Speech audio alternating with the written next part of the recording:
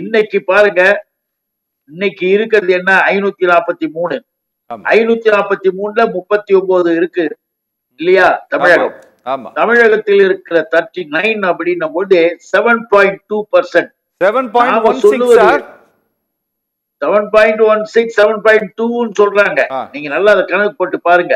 7.16 சரி 16 18 2 இது 3 கருத்து இருக்கு. சரி, உங்களை மாதிரி இப்ப இருக்கிற 39 சீட்ஸுக்கு 7.18 இருக்கட்டும்.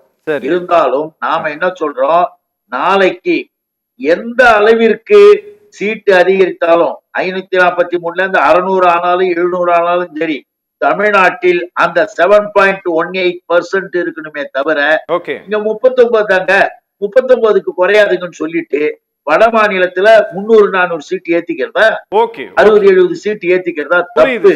அதை நாம் ஏற்றுக்கொள்ள முடியாது என்பதையும் மிக தெளிவாக நாம் இங்க பதிவு செய்ய விரும்புகிறோம்.